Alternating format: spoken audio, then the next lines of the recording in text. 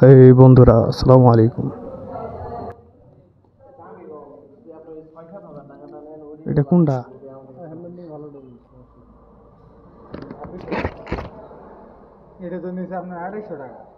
এটা কত চাইছে?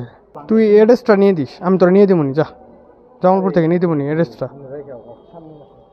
রিফাত অবশেষে বাইক কিনতেছে।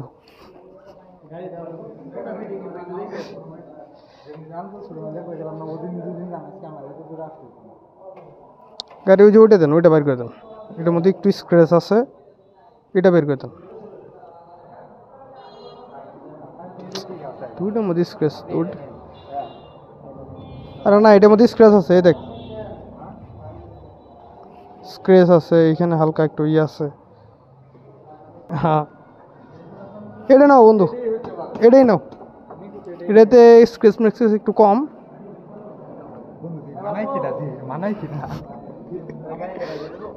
হ্যাঁ, বের করে দেন, এটাই বের করেন।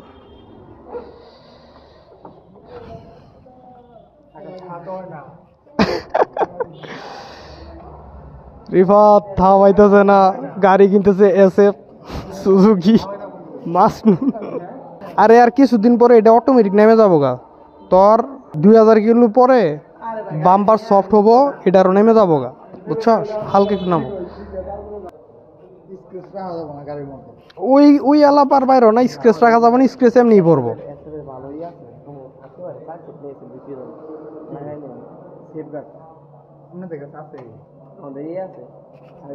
সার্ভিস সেন্টার আছে। সেফগার্ড কত করে নিতেছে?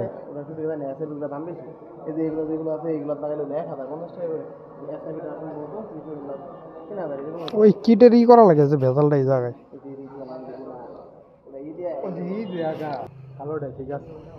ওকে ভাই, এই কালোটার জন্য কি কি করছে, এই কালোটার জন্য এই জায়গায় টাকা পয়সা লেনদেন হচ্ছে। অবশেষে আমার বন্ধু গাড়ি কিনেই ফেলতেছে। অবশেষে সে ডান, অবশেষে সে গাড়ি কুড়িয়ে পাওয়া সন্তান গাড়ি পাইতেছে। কুড়িয়ে পাওয়া সন্তান গাড়ি পাইতেছে অবশেষে। আমি ব্লগ করতেছি আর ওই আমাকে ভিডিও করতেছে। এই দেখেন আমার ভিডিও। যাক, এই সেই গাড়ি। হ্যাঁ, ভিডিও চলতেছে।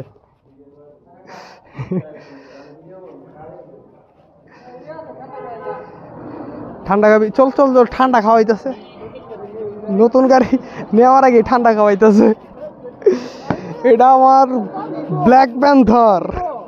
চাবি কো ভাই? চাবি হারাইস না? চাবি মনে ওইখানে রেখে আসছস, ওই টেবিলের উপরে মনে হয়। চাবি হারাইলে সর্বনাশ কিন্তু। কিরম বন্ধু, এই যে এনে আছে, এনে আছে।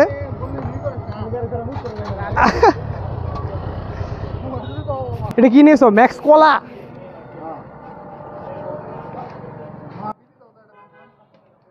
ম্যাক্স কোলা, রিফাতের বাইকের ট্রিট ম্যাক্স কোলা।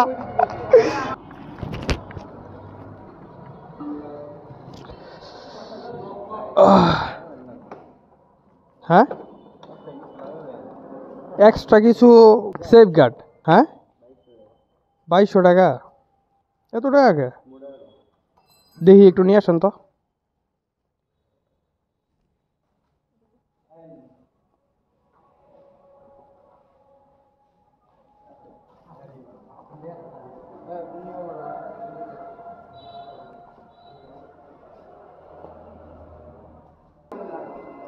Service centre Sherpur.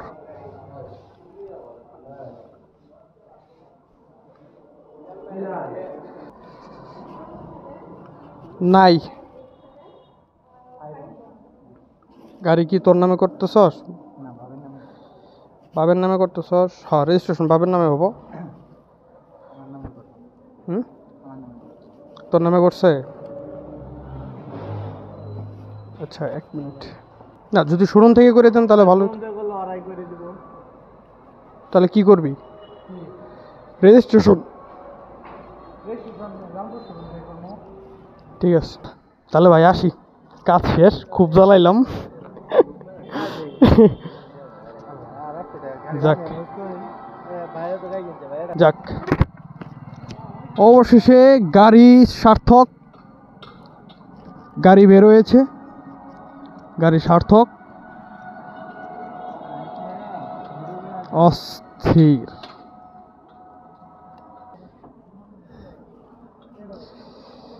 Suzuki SF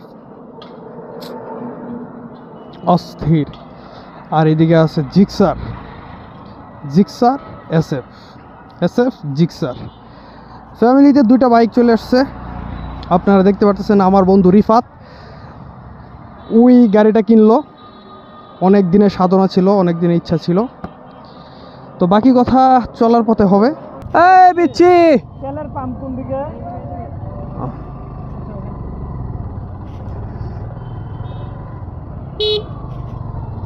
uncle আসেন।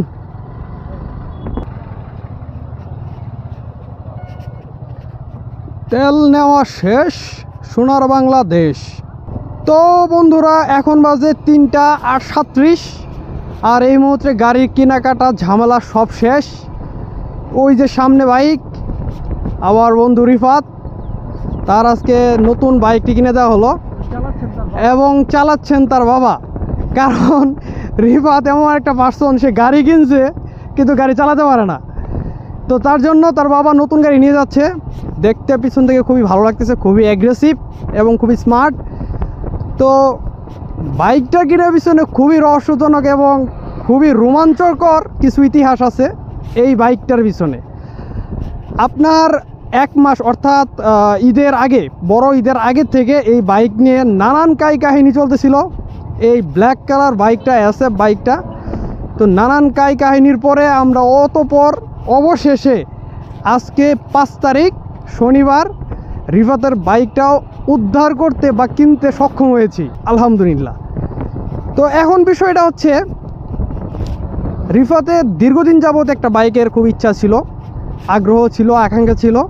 তো বাইকটা সে নিবে করতে করতে অনেক লেট হয়ে গেছে। লেট হওয়ার পিছনে যত কারণ ছিল, সে কারণটাই না বলি, তবে বাইকের পিছনে যে ইতিহাসটা ঘটছে সেটাই আমি বলি। তো বড় ঈদের আগ মুহূর্তে হঠাৎ করে সে প্রস্তাব জানায় সে R15 ভার্সন 3 কিনবে। তো ভার্সন 4 নিয়েও আলোচনা হয়েছিল, কিন্তু ভার্সন 4-এ নাকি তার দৃষ্টিকোণ থেকে মাইলেজটা বেশি খায় এবং ড্রপ হয়, এর জন্য সে ভার্সন 4 নিবে না, সে R15 ভার্সন 3 নেবে। তো তার কথা অনুযায়ী আমি তখন আমার এই বাইকটার একটা মাইলেজ টেস্ট দেওয়ার জন্য সবেমাত্র ফুল করছি। আর সেদিনের ঘটনা, আমি টেস্ট দিব সেই সময়েরই ঘটনা। সে বলতেছে যে আমি বাইক দেখতে যাব, চল তাহলে আমারও নিয়ে যা। তো টেস্ট দেওয়ার সময় আমি আবার ফুল করি। তারপরে তাকে নিয়ে ইয়ামাহাতে যাওয়া হয়, জামালপুর ইয়ামাহা শোরুম।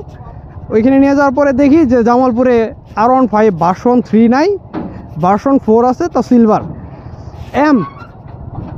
তো তাকে বললাম বাইক যদি নিতে চাস তাহলে এটা নিয়ে নে 4।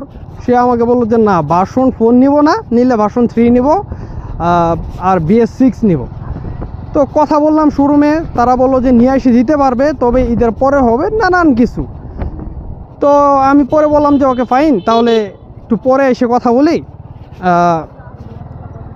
দেখি কি হয়। তো বের হয়ে আসার পরে আমরা যে বাইপাসে যাই, যা পুরো ঠান্ডা মান্ডা খাই, সেই সময় রিফাত আঙ্কেলকে ফোন দিল, দিয়ে বললো যে বাবা বাইকটা তো নাই, তবে অর্ডার দিলে ঈদের পরপরই দিয়ে যাবে। তো আঙ্কেল সেই মুহূর্তে, আঙ্কেলের আবার এই বাইকটা পছন্দ হয়ে গেছে, অর্থাৎ সুজুকি SF, এই গাড়িটা তার পছন্দ হয়ে গেছে। এবং সে রিফাতকে বললো যে বাবা দেখো, আমার তো একটা বাইক পছন্দ আছে, তুমি দেখো কেমন লাগে। তো রিফাতকে বাইকের ছবিটা পাঠালো এবং রিফাত তৎক্ষণাৎ আমাকে দেখাইলো ছবিটা, যে দেখ এই গাড়িটা দিছে, আমার তো বাইকটা তো তেমন একটা পছন্দ না। তো তখন আমি ওরা বললাম যে দেখ বন্ধু, বিষয়টা এমন যে এই বাইক দিয়ে তোর সারা জীবন চলবে না, বা এই বাইক দিয়ে তোর সারা জীবন তুই পার করবি না। একটা বাইক সারা জীবন কখনো চলেও না।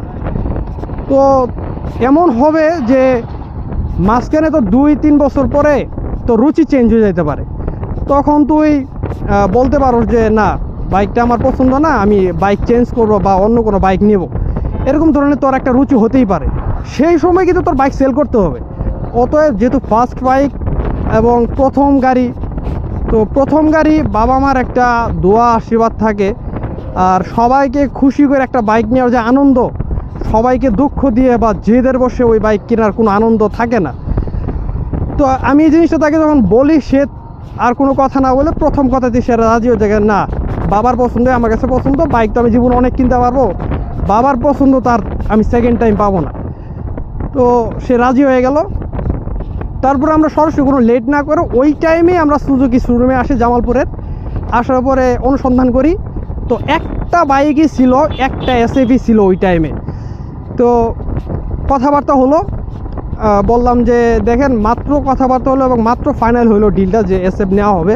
তো যদি কষ্ট করে বাইকটা যদি রেখে দেওয়া হয় তাহলে আমি হয়তো বা ঈদের 2-3 দিন আগে নিয়ে যেতে পারবো। তারা কোনোভাবে রাজি হইলো না, যে ভাই বলতে পারলাম না, এইভাবে কোনো গ্যারান্টি দিতে পারবো না, মাত্র একটা বাইকে আছে, যে কেউ এসে নিয়ে যেতে পারে। তো রাত্রেবেলা পরে বললাম যে ঠিক আছে তাহলে একটু ডিসিশনটা নেই, তারপরে আসি কথাবার্তা বলি। পরে আবার বের হয়ে শোরুম থেকে বের হয়ে আঙ্কেলকে জানানো হলো এবং আঙ্কেল বললো যে ঠিক আছে আমি আসতেছি, আসার পরে বাইকটা দিতেছি। আঙ্কেল আসতে আসতে বাইকটা সেল হয়ে গেছে, আর বাইকটা হইলো না। তারপরে সুজুকি শোরুমে আসলাম, এসে কথাবার্তা বললাম, ওরা বললো ঈদের পরে নিয়ে এসে দেবে। ঈদের পর করতে করতে 3 তারিখে ওর বাইকটা আসছে জামালপুর শোরুমে। তবে ওই যে কালারটা অর্ডার করছিল, অর্থাৎ ব্ল্যাক কালারটা, সে ব্ল্যাক কালারটা দিতে পারে নাই।